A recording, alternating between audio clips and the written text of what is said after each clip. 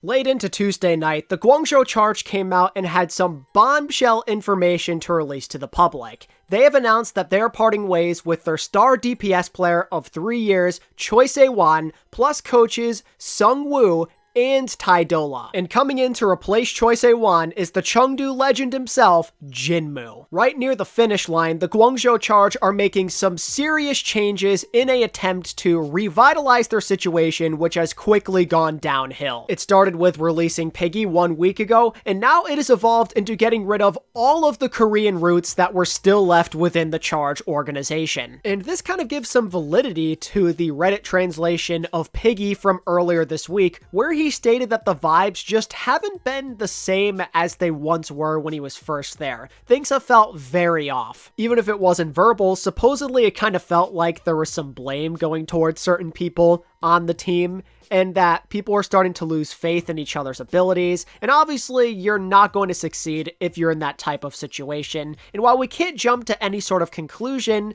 there's a possibility that there was a bit of a cultural shift, maybe a bit of a divide going on. Regardless, the Charge think this is for the best, and now they press forward with a very uncertain future after such a great start to their season. It's gone completely off the rails in just a matter of months after such a promising beginning, and now they find themselves with a lot of question marks and not a lot of answers. However, with how they were playing and with the supposed internal issues going on behind the scenes, obviously something had to change, and they believe that this is the change that'll lead them to better success, or at the very least, a happier team. If they maybe thought Choi and the coaches were a problem, then this is what you gotta do to try and repair things before it's too late. You have a 5-man team of people who all know each other very well, that trust each other. This squad has done some great things in the past on the Chengdu Hunters, but without Leave there, I don't know how they're going to do. It feels like something is missing with this team now. Like, letting go of Choi is so devastating. He's a superstar in the making. There's been some chokes and stuff that have happened with Guangzhou in recent memory, but nobody can deny he was the most important playmaker on the Charge, just in terms of what he brought to the table with his explosive tracer play and the constant carries. He was everything for this group. We're talking a potential role star candidate just earlier this season. And now as you're forced to press on without him,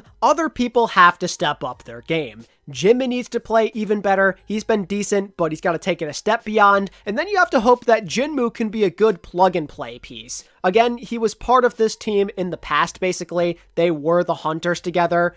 I'm sure he can find some kind of fit within them. He brings some pretty good experience, and last we saw of him, he was still pretty decent. And to be fair to him, he may actually help solve one of the Charge's biggest issues, which is the Sombra, because he's always been pretty decent on her, and that's something the Charge have basically been totally afraid to play. So maybe he could help them in that regard, and maybe also the team environment.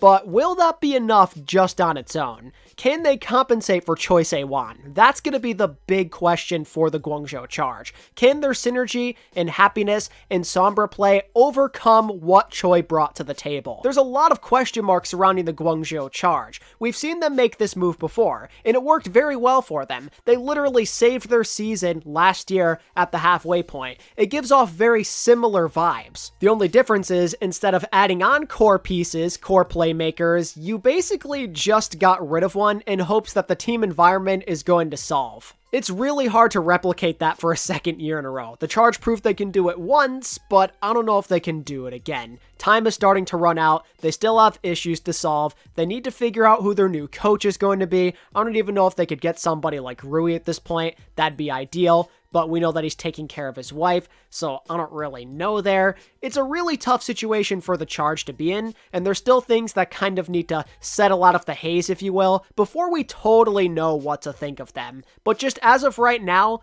at a baseline level, they've got questions. I'm not super confident in them, but this could be for the best. I'm not going to say that this is guaranteed to be a bad move for them. It just feels like on paper that, it's going to be tough to overcome this. This is it though. This is basically their last chance. If this doesn't work out, then their season is totally over. If they still don't see any improvement in play, then they're going to go from one of the top teams in the East to one of the worst, seemingly overnight, and that would be absolutely tragic. As for Choisewhan and what's next for him, well, he did post that he is looking for a new team, But at this point in the season, I don't really know if there's any hope for him. We're heading into August, there's just a couple of months to go, and most of the Eastern teams, they're not going to be interested in him. I suppose he could go to a contenders team, and he'd still technically have a chance of competing for the OWL crown this year, but that's obviously not what he wants. If he's going to be off the charge, he wants to go somewhere better. At this point, it kind of feels like he either doesn't find a team or somebody on the West takes a chance on him, likely on Ping, mind you, because there ain't no way this guy's gonna have a visa set up anytime soon. And even with the risks and limitations involved, there aren't even that many Western teams that would be interested, I feel like. Like, he's not going to any of the top teams. I mean, even Boston, while it would be cool, they're not going to replace Decay, their team captain, who's looked good this year. He wouldn't go to Justice or Gladiators or, of course, Shock. Toronto would have been cool, but they got Spectra recently, so probably not.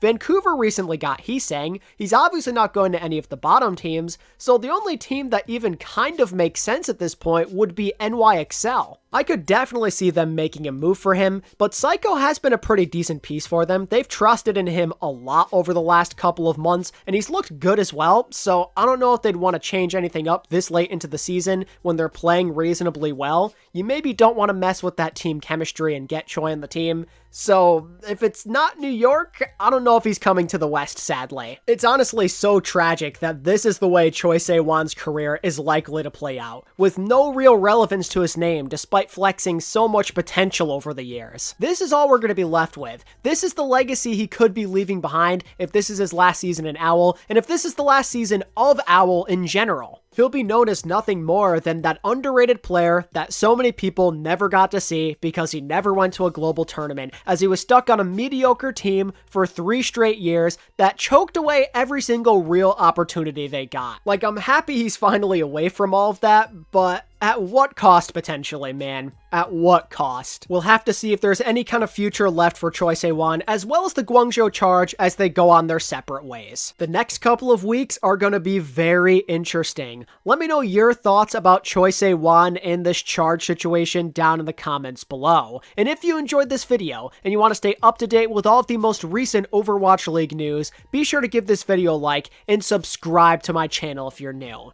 And until next time, this is ATP, signing out. Peace.